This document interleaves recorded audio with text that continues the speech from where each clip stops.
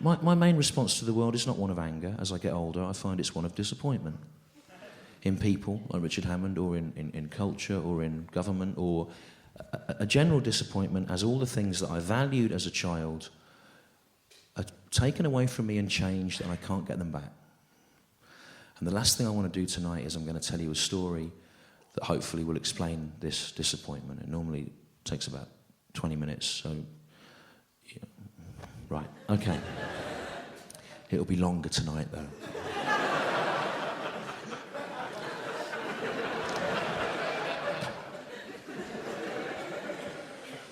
Now, disappointment. When I was about 16, I had a stomach disorder called ulcerative colitis. In my 30s, it became something called diverticulitis. The next stage is Crohn's disease, but they've told me that I won't get that, which is good. But I was hospitalised with it about 6 years ago. I went into the Whittington Hospital in North London, and they did tests for a few weeks to see if I would have to have a catheter fitted for life and be fed by injection.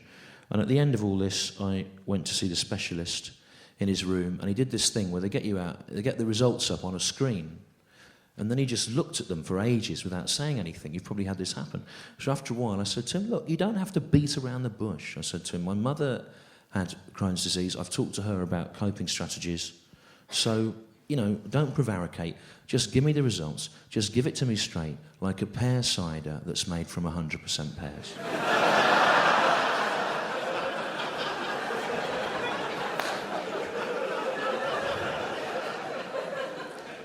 And he said, I'm sorry, what did you just say then? And I said, look, I'm not trying to tell you how to do your job, but I was on that ward. You know, I talked to all these other guys there about what they'd had, and so you don't need to cushion the blow. I said to him, just give me the results, just give it to me straight, like a pear cider that's made from 100% pears. And he said, I am sorry, I've not heard that phrase before. Which struck me as odd, because in my family we use it all the time. We always have.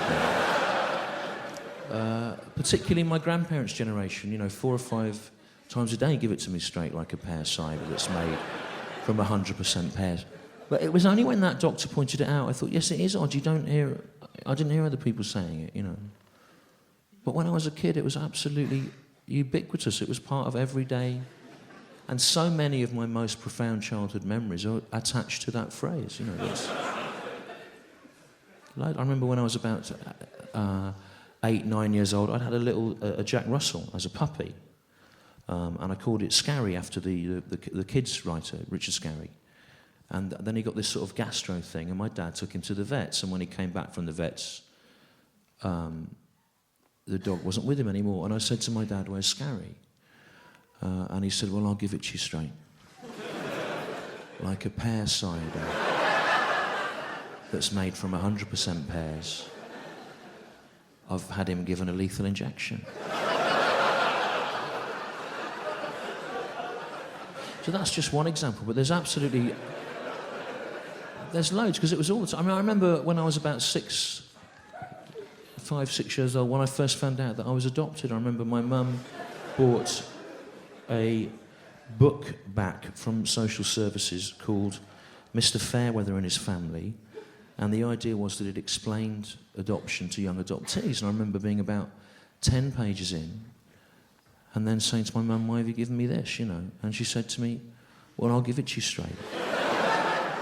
Like a pear cider that's made from 100% pears. We're not your real family. But, you know, you're loved. And that's just 2 examples. But in a way, they're not the best examples, because they give the impression that the phrase was only ever used for very sort of traumatic things, and it wasn't. It was part of the fun, the banter of every day as well. You know, like your gran would be reading the paper, and you'd say, so what's on telly tonight, Gran, you know? And she'd go, well, I'll give it to you straight. Like a pear cider that's made from 100% pears. This Inspector Morse. It wasn't always that, you know. So that's, I hope you saw what I mean, it's always there. But I do appreciate it was peculiar to my family, and I was trying to think why that was. Now, I'm not a social historian, but my grandparents were shop floor at the Cadbury's factory in Birmingham. But before that, before the Industrial Revolution, when people came to the cities, going back thousands of years, hundreds of generations, my family had been agricultural workers in Herefordshire, Worcestershire. There's apples there, there's pears, there's cider manufacture. Maybe give it to me straight like a pear cider that's made from 100% pears was something they all said in the fields, you know, for fun. But my family took it with them when they went to the city for work. And somehow it survived, maybe because my gran had 9 sisters and they would have all have said it, you know, I don't know, but what it means to me is when I hear that phrase, it moves me not just because of the memories of childhood, but also because it's about a bigger thing. It's about the history of ordinary British working people on the move. Yeah, bear with me, culturally, yeah. Going from the country to the city and experiencing incredible change, social change, but holding on to a little something, a little phrase, a way of thinking that defines them as them. It's about what it means to be a human, I think. And let's not forget those generations before us experienced incredible change. Look at the changes outside here in this last 100 years, you know, in this, just outside this theatre. Incredible. And my granddad, you know, he grew up in a field, you know, and then he lived in the slum. He did, in Worcester. He learned to swim in the fields in Worcestershire. But then by 1940, he's an engineer for Lancaster Bombers. It's incredible. And actually one of his crew was one of the first crews to fly over Dresden after the Dresden firebombing. And I think that he was traumatised by that. But he didn't talk about it. That generation of men didn't talk about their experiences, you know. And he talked about it once.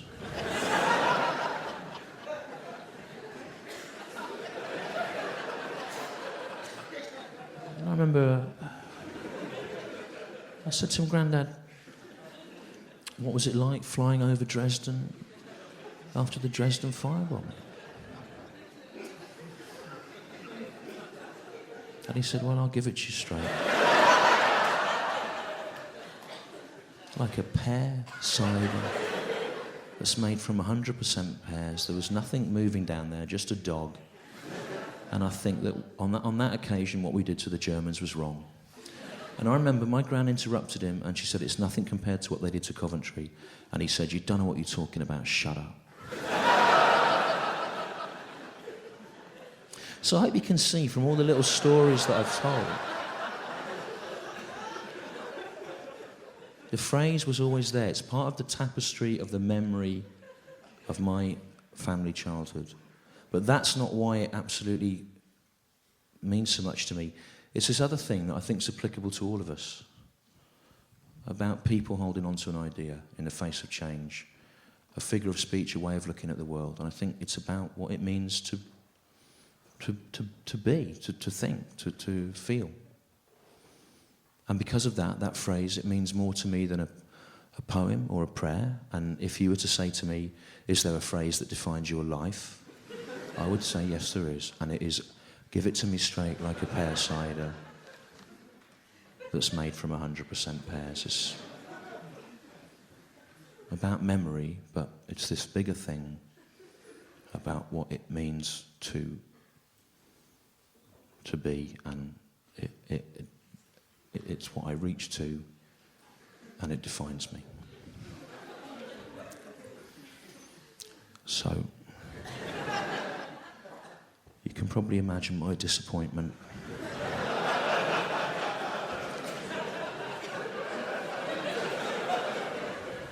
When I was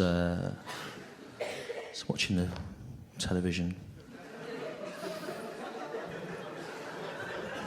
about May, and an advert come on for this pear cider, and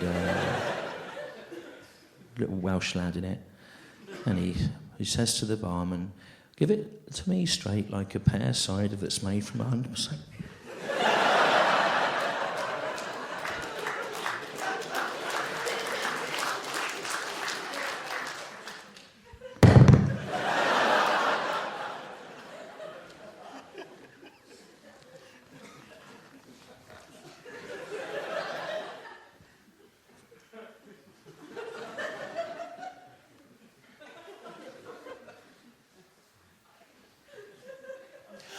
Supposed to believe that that's a coincidence of mine. They heard that. They heard that and they went, oh, let's take that. Irrespective of its original context or any meaning or love behind it, we'll take that and we'll use it to sell cider. Give it to me straight like a pear cider that's made from 100% pears. You expect me to believe that an advertising creative on hundreds of millions of pounds a year would seriously submit a phrase as cumbersome and unwieldy as that?